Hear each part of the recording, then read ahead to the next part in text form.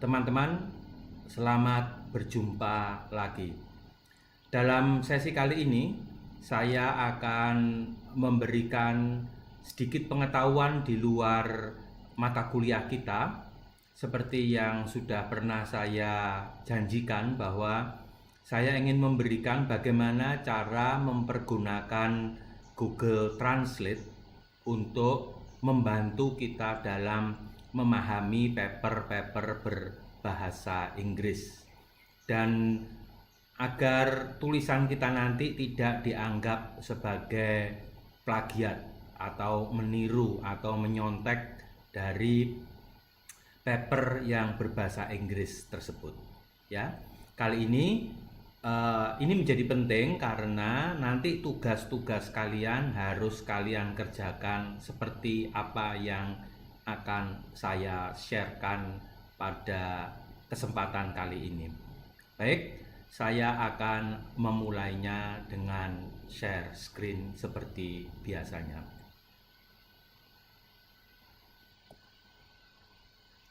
Oke, kali ini kita akan mengakses, ini adalah paper berbahasa Inggris yang sudah saya siapkan.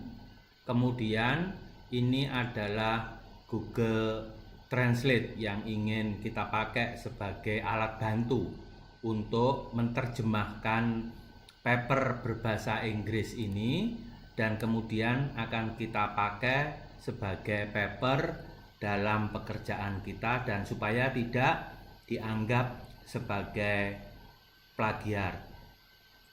Oke, baik. Sekarang kita pertama kali mengakses paper ini terlebih dahulu. Kita lihat misalkan di sini paper selalu mempunyai abstrak, introduction, kemudian method atau project vision atau apapun, dan kemudian hasilnya seperti apa, kemudian discussion dan conclusion. Ya, itu adalah bentuk format yang umum dipergunakan oleh paper-paper yang ada, khususnya scientific paper. Nah, kemudian setelah itu kita ingin mengetahui, karena keterbatasan kita dalam berbahasa Inggris, maka kita ingin mengetahui apa sebenarnya isi dari paper ini. Ya. Nah, kita siapkan paper ini, kemudian kita siapkan Google Translate di sini, ya. Ini translate dari bahasa Inggris ke bahasa Indonesia, di mana sebenarnya Google Translate ini sudah cukup powerful karena dia dapat mengakomodir sekitar 5.000 kata di sini. Ya. Baik, sekarang kita kembali ke paper, kemudian kita copy paper, tulisan paper ini bagian per bagian. Ya. Baik, kalau kalian mengkopinya itu per paragraf. Ingat, dalam pembelajaran bahasa Indonesia, satu paragraf itu mewakili satu pokok pikiran bahasan. Ya. Dan di dalam paragraf itu nanti kalau kita ingat kembali itu ada kerangka berpikir, begitu ya. Di mana setiap kerangka berpikir itu mempunyai subparagraf, dan di dalam subparagraf itu biasanya terdiri dari 1 atau 2 kalimat, dan di dalam kalimat itu ada berbentuk SPOK, subjek, predikat, objek, dan keterangan. Nah, ini yang harus kita pegang. Oke, baik. Sekarang kita highlight apa yang ingin kita copy, kemudian kita klik copy, kemudian kita pastekan di Google Translate, ya, Ctrl V, maka kita akan mendapatkan tulisan di sana. Nah, yang perlu diingat bahwa kalau kita menerjemahkan begini, hasilnya itu tentu tidak baik, ya, sangat tidak baik dan sangat tidak berbahasa Indonesia. Contoh misalkan. Tetapi seringkali juga bahwa karena Google Translate ini sudah cukup pandai, katakanlah begitu, maka terjemahannya itu sudah menjadi sangat baik, ya. Nah, sekarang kita lihat misalkan di sini ya. Scikit-learn adalah modul Python yang mengintegrasikan berbagai algoritma pembelajaran mesin canggih untuk masalah berskala menengah yang diawasi dan tidak diawasi. Nah, lihat di sini. Ini adalah satu kalimat ya. Kalau kita highlight begini, maka dia adalah satu kalimat. Kita juga akan meng-highlight di sini ya, kira-kira satu kalimatnya itu di mana. Oke, dari scikit-learn di sini sampai dengan di sini ya. Nah, kita harus tahu bahwa topik bahasan ini adalah soal mesin learning. Jadi kita harus tahu topik bahasanya seperti apa ya. Kemudian kita juga harus mengetahui istilah-istilah di dalam mesin learning atau istilah-istilah di dalam topik bahasan kita sehingga terjemahannya itu menjadi baik. Contoh di sini misalkan. Di dalam mesin learning kita mengenal ada supervised dan unsupervised learning ya. Itu sebenarnya tidak perlu diterjemahkan, tetapi di sini oleh Google Translate dia diterjemahkan yang diawasi dan tidak diawasi. Ya, saya kira ini bukan terjemahan yang baik. Tetapi yang lain saya kira sudah cukup baik dan sudah bisa dilihat. Scikit-learn adalah modul Python yang mengintegrasikan berbagai algoritma pembelajaran mesin canggih. Nah, ini ya. Pembelajaran mesin canggih. Nah, ini sudah sedikit tidak enak untuk didengar ya. Untuk masalah berskala menengah yang diawasi dan tidak diawasi ya. Untuk masalah medium scale problem. Ingat, di dalam bahasa Inggris itu dan di dalam bahasa Indonesia itu ada sedikit perbedaan, khususnya hukum DM dan MD ya, diterangkan, menerangkan dan menerangkan, diterangkan. Kalau di dalam bahasa Indonesia kita mengenal rumah bercat putih ya, maka di dalam bahasa Inggris itu nanti akan dibalik ya, bukan home white tetap house white, tetapi white house ya, rumah yang seperti itu, rumah yang bercat putih. Nah, seperti itu. Maka hati-hati di sini ketika kalian menerjemahkan antara bahasa Inggris menjadi bahasa Indonesia. Begitu ya, itu yang pertama. Nah, kemudian seterusnya, this package focuses on bringing machine learning to non-specialist using general purposes high level language. Kemudian di sini paket ini berfokus pada menghadirkan pembelajaran mesin ke non-spesialis menggunakan bahasa tingkat tinggi tujuan umum. Nah, sudah lihat ya. Jadi tujuan umumnya ini akan menjadi yang terakhir. Sedangkan di sini di dalam bahasa Inggris di sana itu sebenarnya adalah yang utama. Jadi tujuannya itu apa? Paket ini berfokus pada menghadirkan dan seterusnya ya. Ini tentu saja harus kita bahasakan kembali. Yang bahasa Indonesia ini harus kita bahasakan kembali. Emphasis is put on ease of use, performance, documentation, and API consistency. Penekanannya adalah menggunakan kemudahan penggunaan. Nah, seperti itu ya. Performa, dokumentasi, dan konsistensi API ya. Nah, di sini ini sekali lagi bahwa bahasanya tidak begitu bagus, lalu kita harus berpikir bagaimana supaya bahasa ini bisa berbicara, bisa didengar dengan enak ya. It has minimal dependencies and is distributed under the simplified BSD license, encouraging dan bla bla bla dan seterusnya. Ini memiliki ketergantungan minimal lah, lihat itu ya.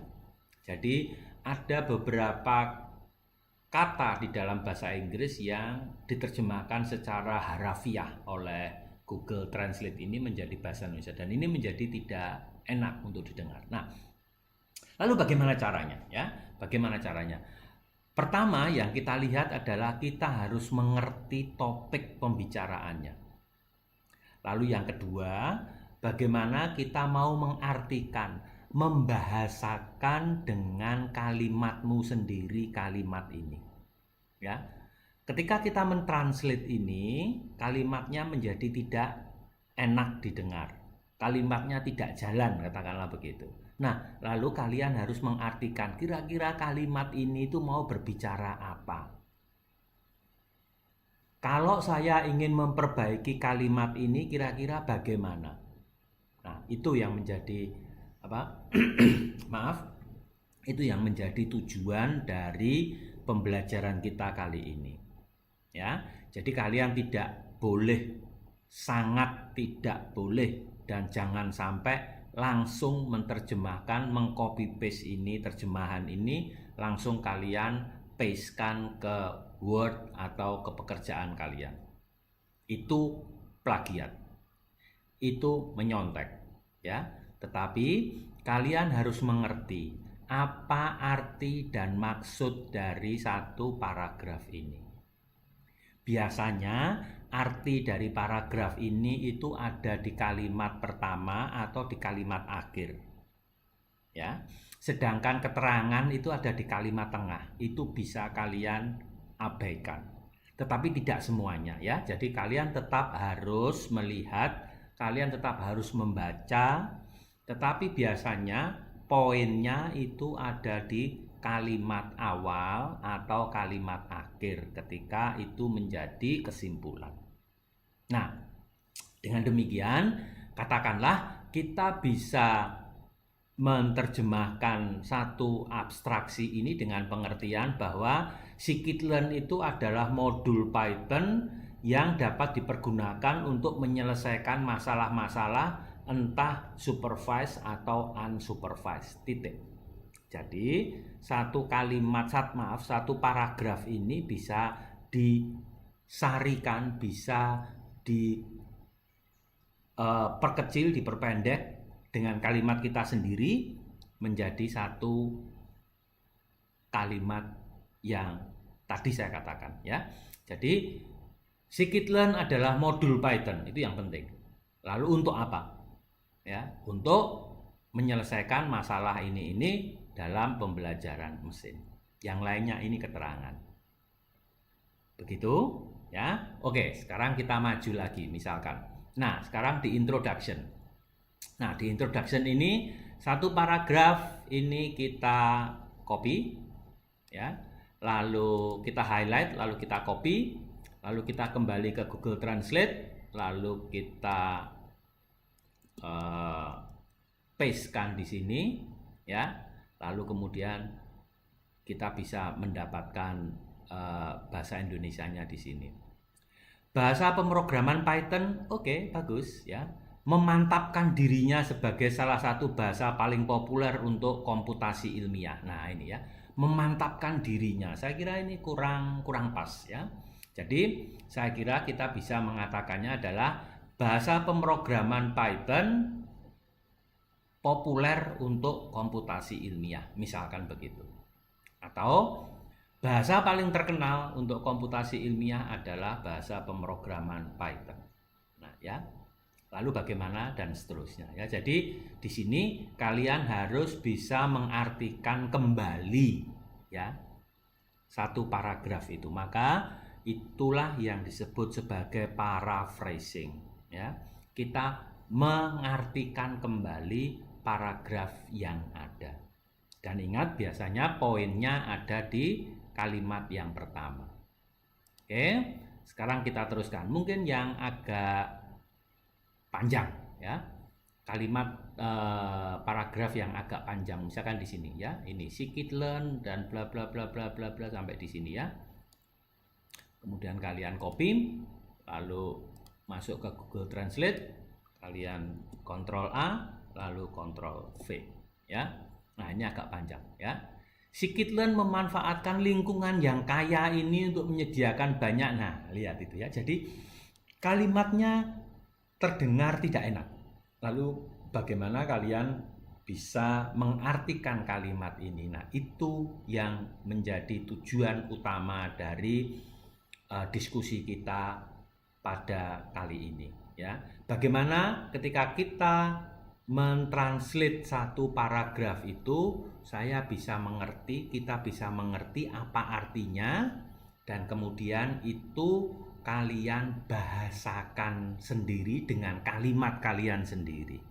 Dengan demikian, itu kalian tidak menjadi plagiat. Kalian membahasakan paragraf itu, paraphrasing, ya. Nah, sekarang kita bisa lihat di sini sekali lagi. Scikit-learn memanfaatkan lingkungan yang kaya ini untuk menyediakan banyak implementasi mutakhir algoritma sambil mempertahankan antarmuka yang mudah digunakan yang terintegrasi erat dengan bahasa Python. Nah, ini kira-kira apa? Ya. Rupanya Scikit-learn itu bisa kita katakan Scikit-learn ini banyak menyediakan fitur-fitur algoritma ya yang memudahkan kita untuk bekerja dengan bahasa Python. Misalkan begitu ya. Lalu dengan fitur-fitur yang sederhana itu kita bisa menyelesaikan masalah-masalah di luar ilmu komputer seperti biologi atau fisika ya. Lalu kemudian dan seterusnya. Apa cirinya? Pertama, distribusinya di bawah lisensi BSD, menggabungkan kode untuk efisiensi ya, dan seterusnya. Kalau keterangan yang tidak penting saya kira bisa kita buang. Kita tidak mempergunakan itu. Tetapi yang penting di sini bahwa Scikit-learn itu memanfaatkan menyediakan antarmuka GUI ya. Antarmuka, lihat begitu ketika diterjemahkan dalam bahasa Indonesia maka menjadi tidak begitu enak untuk didengar ya. Tetapi kita bisa menuliskannya. Scikit-learn menyediakan GUI yang sederhana untuk menyelesaikan persoalan-persoalan dengan bahasa Python. Selesai. Ya, seperti itu yang terjadi. Nah, dengan demikian kita akan mengerti apa yang dimaksud di sini. Contoh misalkan sekali lagi di sini underlying technology. Apa underlying technology itu ya? Teknologi-teknologi yang ada di dalamnya ya. Kalau ini kita terjemahkan underlying technologies ini nanti akan sedikit bahasanya menjadi tidak terlalu enak ya, tidak terlalu enak untuk didengar. Lihat, teknologi yang mendasari ya. Ya mungkin bisa diterima, tetapi ini terlihat bahwa ini adalah terjemahan dari Google Translate. Karena ini plural technologies, maka di sini kita bisa mengatakan beberapa teknologi. Nah, seperti itu ya. Karena ini berarti plural di sini ya. Jadi kita harus menerjemahkan kembali. Nampi kita copy semuanya ya. Lalu kemudian kita pastekan di sini ya. Struktur data dasar yang digunakan untuk parameter data dan model. Nah ya, nggak terlalu enak. Tapi Nampi itu ingin berbicara apa? Persoalan tentang data. Ya, SciPy itu berbicara tentang apa? Algoritma efisien untuk aljabar linear, representasi matrik, renggang. Nah lihat itu ya. Fungsi khusus dan fungsi statistik dasar. Nah ini berarti kita harus menerjemahkan. SciPy dipergunakan untuk menyelesaikan algoritma mendasar seperti titik 2, aljabar linear, representasi matriks, fungsi khusus, dan fungsi-fungsi statistik dasar. Nah seperti itu ya yang harus kalian tuliskan dalam paper kalian. Jadi tidak harus copy paste langsung, tetapi harus kalian artikan dan harus dapat berbicara sesuai dengan atau terdengar sesuai dengan kaidah-kaidah dalam bahasa Indonesia, yaitu dalam satu kalimat ada SPOK, subjek, predikat, objek, dan keterangan, atau paling tidak SP, subjek dan predikat, ada subjeknya dan ada kata kerjanya. Begitu ya, itulah caranya. Kemudian kita ikuti saja ya. Selanjutnya kita juga tidak perlu untuk meniru formatnya seperti ini. Jadi setelah introduction, lalu kemudian project vision, lalu underlying technologies, lalu code design dan sebagainya, kita tidak perlu menggunakan itu. Tapi kita bisa mengatakannya, kita bisa menyambungkannya menjadi satu bagian subbab tertentu. Ya, misalkan underlying technologies dengan code design ini kita jadikan satu, itu bisa ya. Jadi tidak perlu harus mengikuti format yang ada Nah, dengan demikian kita tetap mendapatkan inti pembicaraan atau topik pembicaraan itu tanpa meniru atau tanpa menjadi plagiator. Seperti itu ya. Jadi sekali lagi bahwa kita harus membuat agar kalimat-kalimat itu tidak sekedar copy paste antara paper itu dengan pekerjaan kita, tetapi bahwa kita harus mengartikannya kembali, kita harus membuat paraphrasingnya, menuliskannya sesuai dengan apa yang kita punya, dan dari situ kita tidak menjadi plagiat, hanya sekedar copy paste saja. Dan harus diingat bahwa kalimat bahasa Indonesianya juga bagaimana terdengar enak dan bisa dibaca sesuai dengan kaidah-kaidah di dalam bahasa Indonesia. Begitu, perlu latihan. Jadi nanti kalau ada paper, ada pekerjaan berkaitan dengan itu, kalian bisa latihan, kalian bisa bersama-sama dengan teman-teman kalian mencoba untuk mengartikan paragraf ini berbicara apa dan bagaimana cara menuliskannya di dalam paper yang akan dikumpulkan. Dan semoga dengan demikian kalian semakin tahu, karena kalian mengartikan, karena kalian menuliskannya kembali dengan bahasa kalian, dan kalian memperpendek tulisan itu, mereview, memperpendek paragraf itu sesuai dengan pengertian yang kalian dapatkan. Selamat berlatih.